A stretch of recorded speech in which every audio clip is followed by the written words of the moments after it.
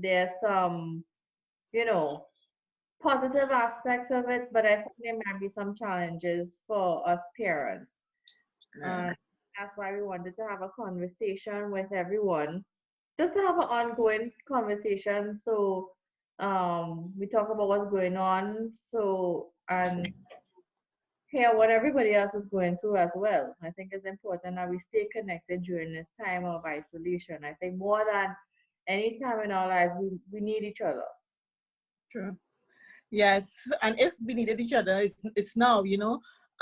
But one of the first things I'd like to say, you know, a lot of people may be joining us, and we just want to let people know that the church continues to meet your, you know, persons may be hungry and may have nothing to eat, and we want to let people know you can contact your parish at hope@catholictt.org, or you can contact 607 4673.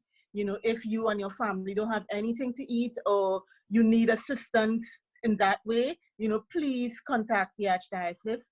Please contact your parish so that you can get some kind of support. Because Sparrow say no money, no love. If you're barely hungry, you can't take on what we're going to say here today.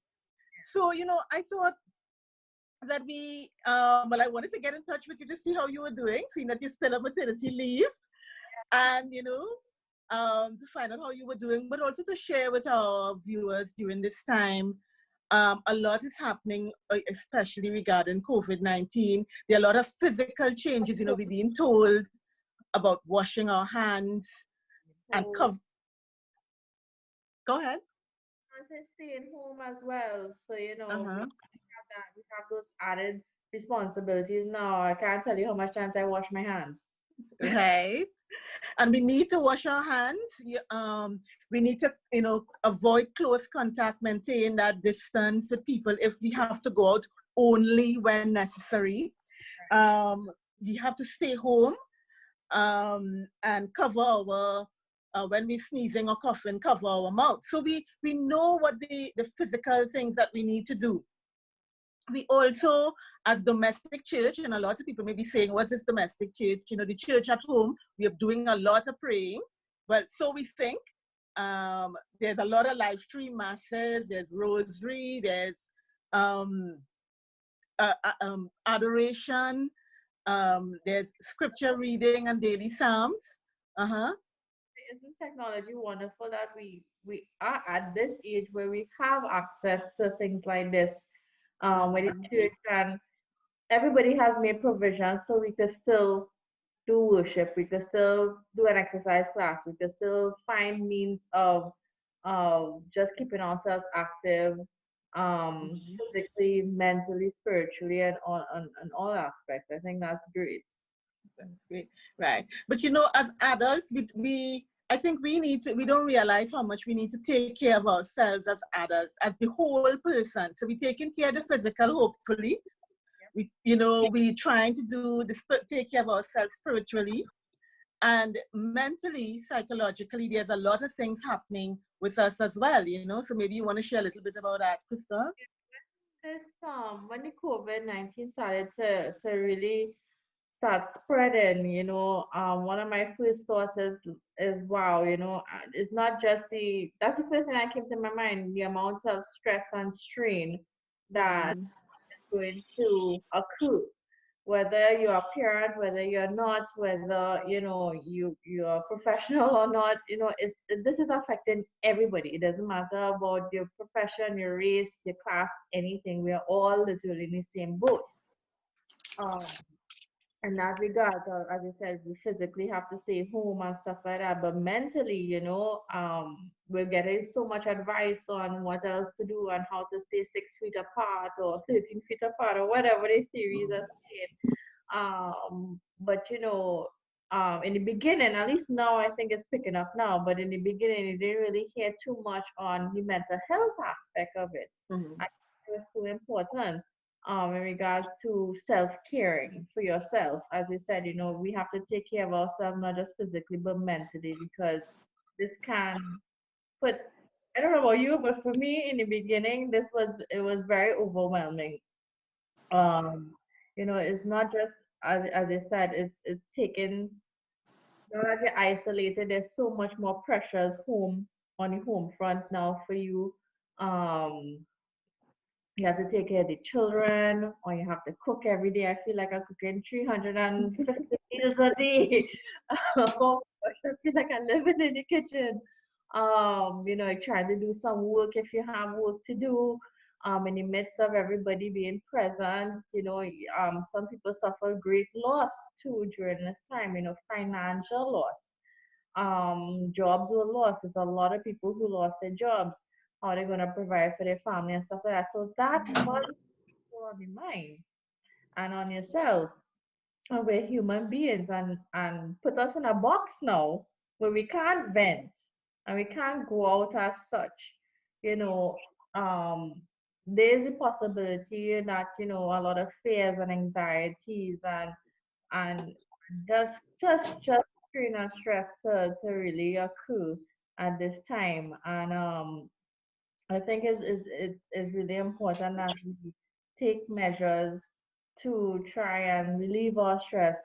As limited as it may be, we still have options. And I think people need to understand that this is a time where we could be very creative as parents, as individuals, to see what else and what other forms we could really relieve our stress so we could actually function during the day and function for our family and whoever your friends or whoever you're with at this time in isolation. So how have you been dealing with isolation?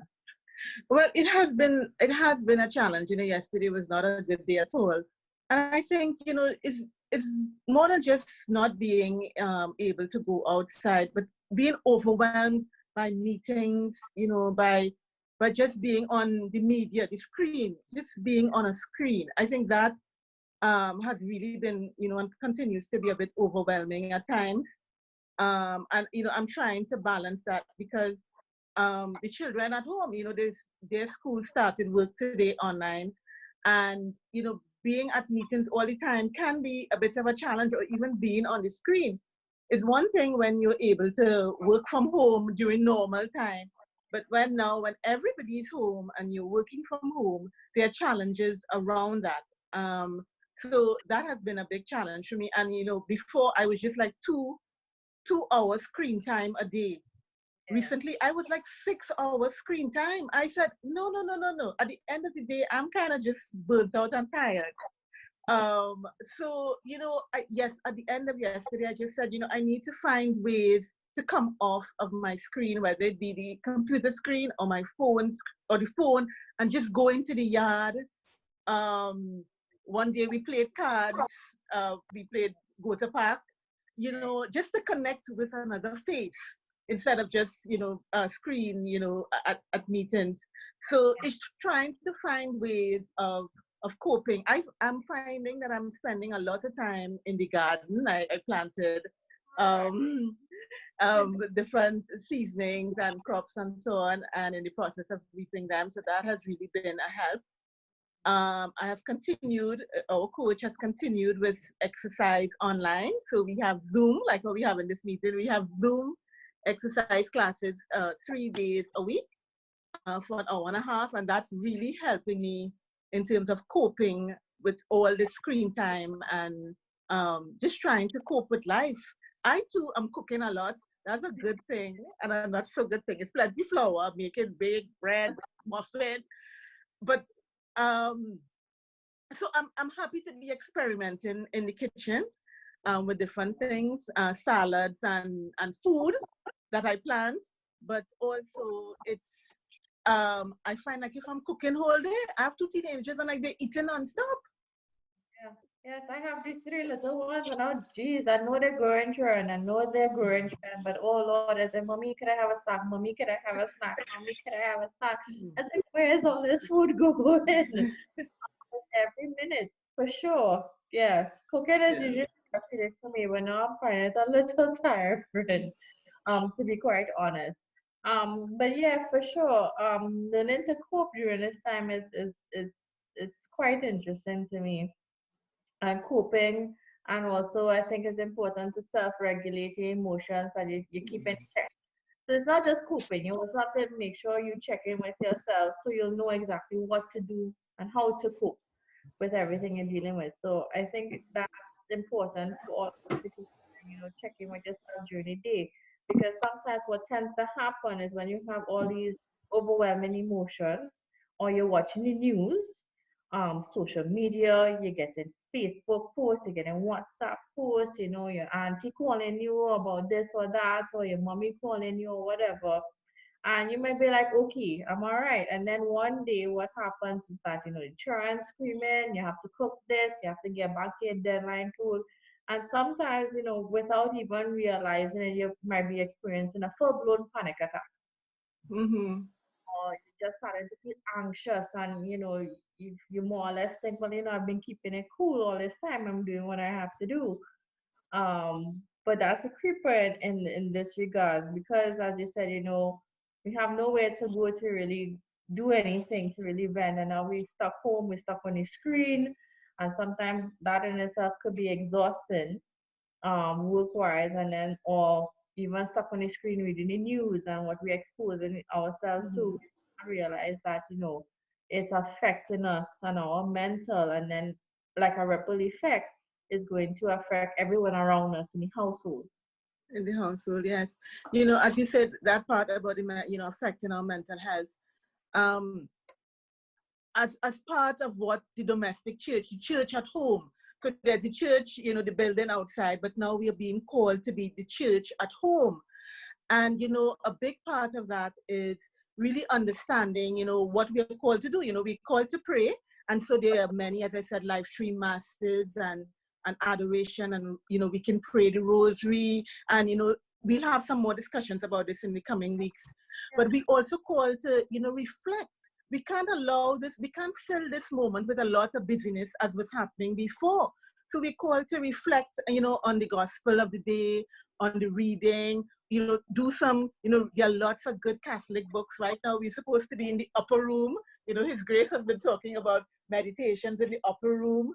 And these books are available. You could call us at the Family Life Commission and we could see how we can get some to you. But we are also called we call to pray, we call to reflect, but we are also called to make sacrifice in the family for each other. How are we living virtue? How are we being kind? Are we being respectful? I know right now, when this first started, it was like, family mess opened up. Family mess 101, like we were just getting on each other's nerves, even those extended family members.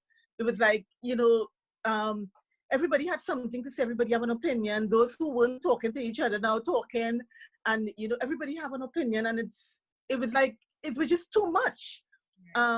So how can we exercise, be sacrificial in our love to each other by being kind and considerate, but also taking care of ourselves?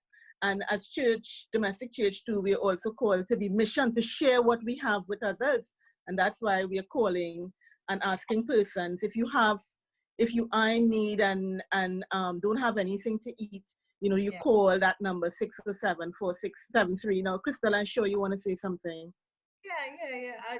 Just in light of that and what you're saying, I think, despite all the challenges that we may be facing or the overwhelming emotions we might feel, and I just like I in the earlies, just share an example when this started and stuff like that, and I shared it with Tricia too personally. I was reading so much news on social media that I didn't realize one day it was just like evening we were getting ready for dinner and I swear I couldn't breathe. I was Mm-hmm. just very anxious. The more I heard the news and more I heard everything, I started to get really scared and worried like everybody else, and my fears and stuff like that coming into play. And in regards to what you're saying there, I think the next morning I had to turn my perspective a little bit, kind of reframe and try to rework my mind to start training myself to think more, be positive. So even I said, okay, what is God asking me to do in this situation? Mm-hmm.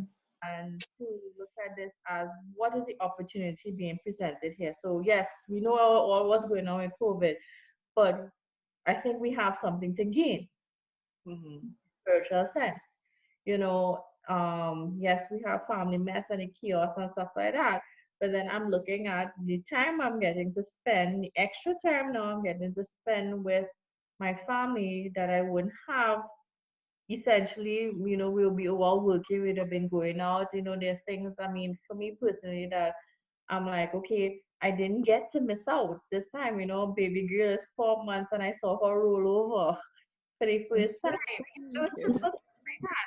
So I started to kind of think of, okay, this is a time where, I think, um, God maybe told us we needed to stop a bit and take a, Yes.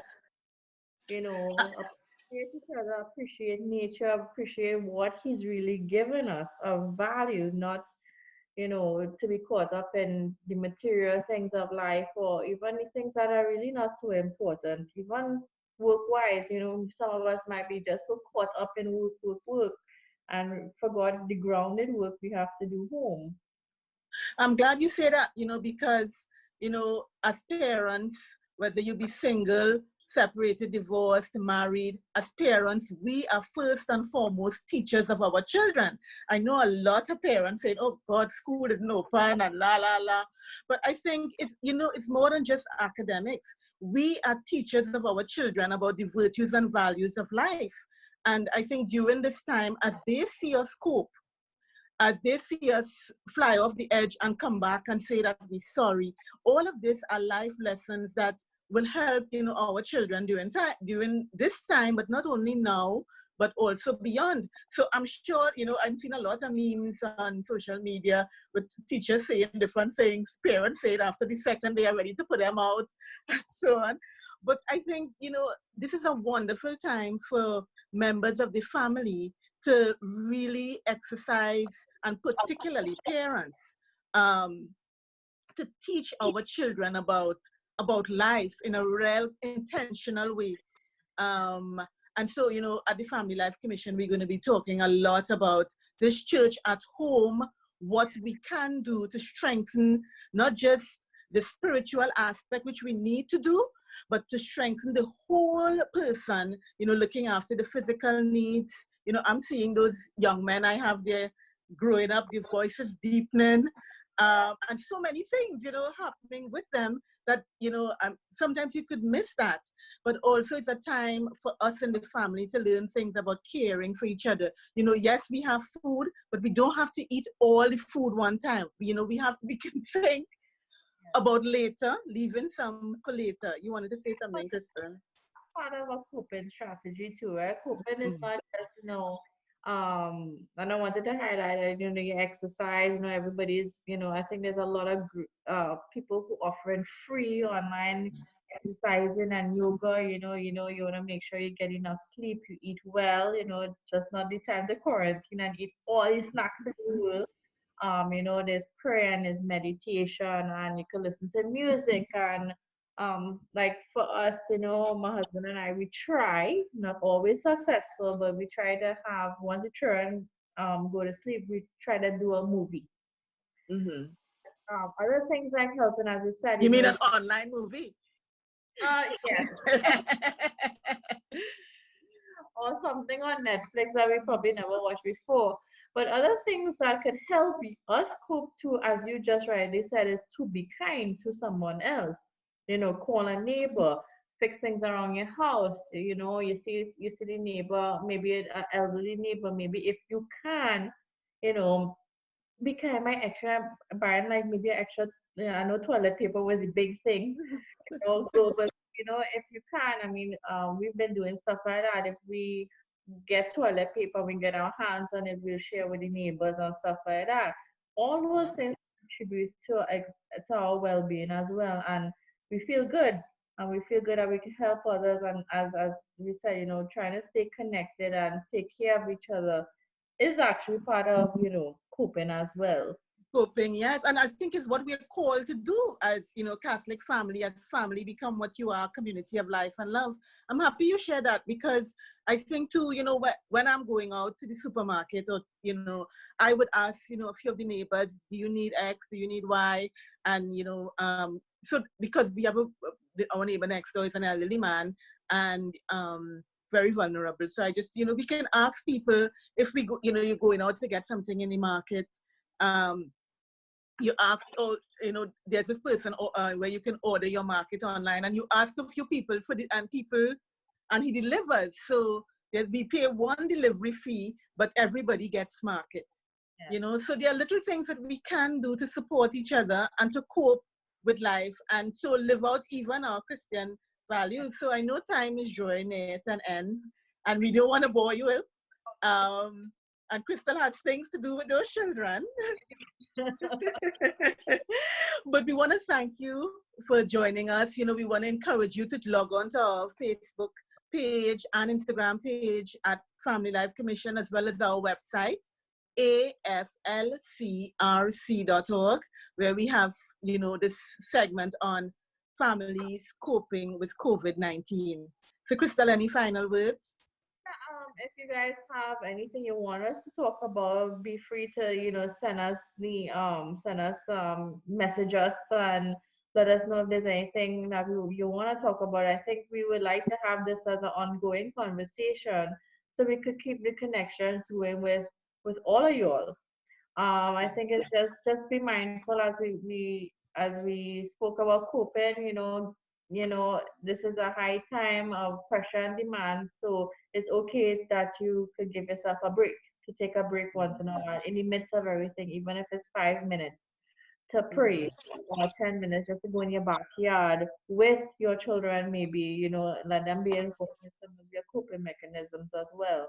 And to remember to care for self, because you have a family to see about, so you make sure you're also good to go as well, and that you also upkeep yourself mentally, spiritually, and emotionally with what's going on.